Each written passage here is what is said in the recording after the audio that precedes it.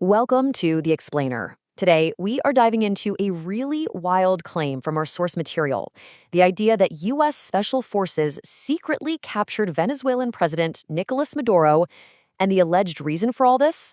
Well, it might just come down to a massive, high-stakes fight for oil. All right, let's just jump right in with maybe the most cinematic detail from the source material. It paints this picture of just incredible preparation for the raid. The claim is that the operators, the Special Forces guys, practiced the mission blindfolded. They were inside a full-scale replica of the building, just learning every single inch of it by heart. And what was the result of all that intense practice? Well, according to the source, the operation was, let's just say, devastatingly effective. They claim it led to the deaths of 80 of Maduro's personal guards. I mean, that number alone really tells you just how lethal and, frankly, one-sided this whole alleged engagement was. So, the source describes this mission as basically perfect, completely flawless. They say Maduro was captured, and get this, without a single U.S. casualty. It really paints a picture of a perfectly executed, incredibly high-stakes operation. Okay, so let's just lay out the details they're claiming here. The target, obviously, Nicolás Maduro. The outcome, which is just stark, is 0 U.S. casualties versus 80 dead on Maduro's security team. And the speakers pointed out another interesting little detail. Apparently, Maduro's wife was right there and was captured too. Right, so when you hear about an operation with this kind of magnitude, this level of risk, it just begs a massive question, right? And that's exactly where the conversation goes next. What was the motive? I mean, why would you go to such extreme lengths to snatch a foreign leader from power? Well, according to the source material, the pressure on Maduro wasn't new at all. And interestingly, it wasn't even a partisan thing. There was apparently a multi-million-dollar bounty out for his capture that was started by the Trump administration and then continued under the Biden administration. That really suggests a pretty consistent U.S. policy, no matter who's in the White House. And that's the key thing to understand here. This wasn't just some kind of back-channel informal pressure. A bounty like this is a formal, public declaration. It's a global superpower literally putting a price tag on a foreign head of state. I mean, that is a very powerful tool in international relations.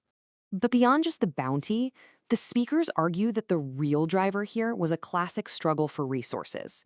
They basically frame it as this big three-way geopolitical chess match between the US, China, and Russia. And what are they all fighting for? Access and control over Venezuela's absolutely massive oil reserves. And here's the real kicker. This is where the timing they allege becomes so critical.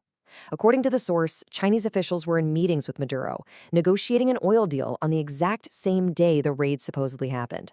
I mean, if that's true, it really suggests the whole operation could have been a direct move to cut a competitor off at the knees. This whole scenario, a big, powerful nation stepping into a smaller one over oil, it all feels a little familiar, doesn't it?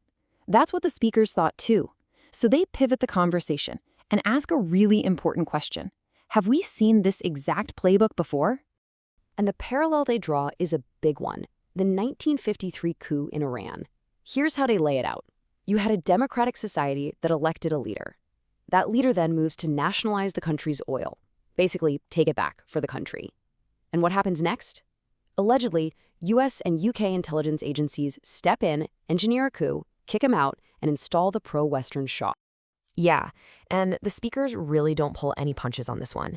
They make this incredibly direct claim that Western intelligence agencies were 100% responsible for overthrowing Iran's democracy. And the motive? They say it was singular and crystal clear. It was all about controlling the oil. So why are we talking about 1953?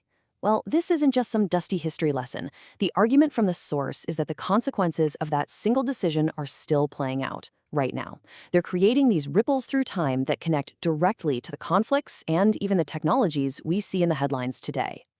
They draw a straight line from that historical intervention to what's happening in Iran today.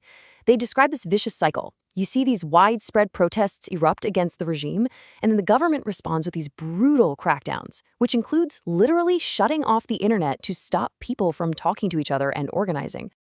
But this is where the 21st century really crashes into the story. To fight back against these government blackouts, the source points to modern tech, specifically satellite internet, things like Starlink. It's being used to give protesters a digital lifeline, a way to connect to the outside world when our own government tries to cut them off.